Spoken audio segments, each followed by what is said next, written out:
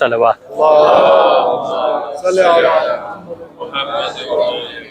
بسم اللہ الرحمن الرحیم۔ یہ علاقہ تو ظاہر ہے کہ بہت زیادہ توڑ پھوڑ کا شکار ہوا ہے۔ ابھی جو آپ کو یہ بالکل ایک گراؤنڈ سا نظر آ رہا ہے، یہاں پر بھی ہوٹلز ہوا کرتے تھے جس جگہ ہم لوگ اس وقت کھڑے ہوئے ہیں، اور پھر اس وقت اور یہاں پر جو پیچھے کی طرف آپ کو ہوٹلز نظر آ رہے ہیں، یہ کسی زمانے میں موجود نہیں تھے۔ پیچھے کی ایک پہاڑی تھی، وہ بالکل واضح طور پر نظر آتی تھی۔ بہرحال یہ جو علاقہ ہے، اس علاقے کا نام ہے مناخہ، میم نون الف خے اور ہے۔ مناخہ اونٹوں کے بٹھانے کی جگہ، کہ جہاں پر اونٹوں کو بٹھایا جاتا ہے۔ آج کل کی اصطلاح میں اونٹوں کی پارکنگ کی جگہ، یعنی اونٹ جب آتے ہیں، ظاہر ہے کہ ان کو شہر کے اندر، شہر تو اس طرف آگے، تو سامان اگر تجارت کا ہے، لے جانا ہے تو یہاں پر لوڈ کیا جاتا تھا، اگر اس کو ڈاؤن لوڈ کرنا ہو تو یہاں پر سارے کا سارا آف لوڈ کیا جاتا تھا۔ معذرت، یہاں پر سارے کے سارے اونٹ بٹھائے جاتے تھے۔ سواری کے بھی اگر اونٹ ہوتے تھے تو ان کو یہاں پر رکھا جاتا تھا، اندر بھی لے جاتے ہوں گے، مگر زیادہ تر اس کی ایک فارمل جگہ یہاں پر بنائی گئی تھی۔ اس وجہ سے اس کو مناخہ کہا جاتا تھا۔ یہ لفظ وہاں پر بھی استعمال ہوا ہے، جو مجھے یاد آ رہا ہے کہ جب جناب حر کا جو قافلہ ہے، وہ امام حسین علیہ السلام سے جب ملاقات ہوئی ہے، تو آپ جانتے ہیں کہ اس وقت وہ لوگ بہت پیاسے تھے، تو امام نے کہا تھا کہ باقی باتیں بعد میں ہوں گی، پہلے ان کو پانی پلایا جائے۔ تو ان پانی پلانے والوں کے اندر خود حضرت عباس، دیگر ساتھی وغیرہ تھے، اور امام حسین خود اس کی نگرانی کر رہے تھے۔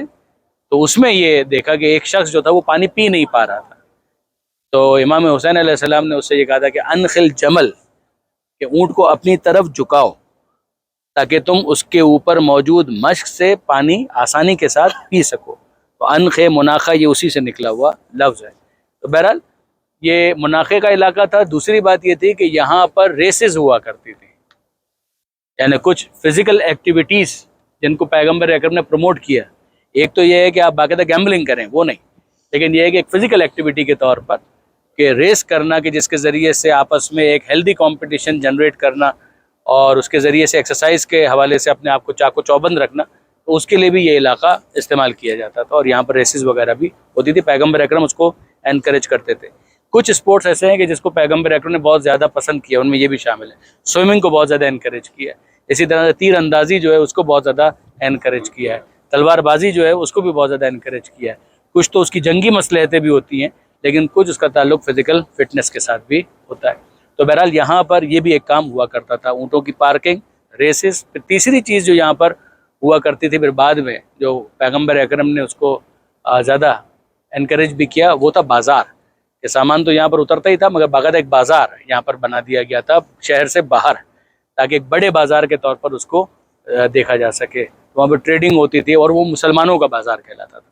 جیسے کہ مدینہ منورہ کے اندر یہودیوں کا بازار تھا، تو پھر ظاہر ہے کہ وہ ایک بائسنس سے آ جاتی ہے، تو اس کے اندر پیغمبر اکرم نے کہا تھا کہ ٹھیک ہے، پھر مسلمان بھی اپنا ایک بازار بنائیں، تو یہاں پر ایک بازار بھی بنایا گیا تھا۔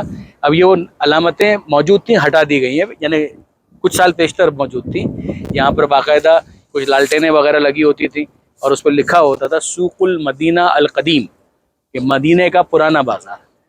تو وہ پرانے بازار کی خالی ایک یادگار کے طور پر کچھ علامتیں وغیرہ انہوں نے بنا دی تھی۔ تو یہ پورا علاقہ اس اعتبار سے بہرحال ایک امپورٹنس رکھتا ہے۔ مدینہ سے باہر کا یہ سارا علاقہ ہے۔ اب تھوڑا سا ہم اس طرف جائیں گے کہ جہاں پر آپ کو درخت وغیرہ نظر آ رہے ہیں۔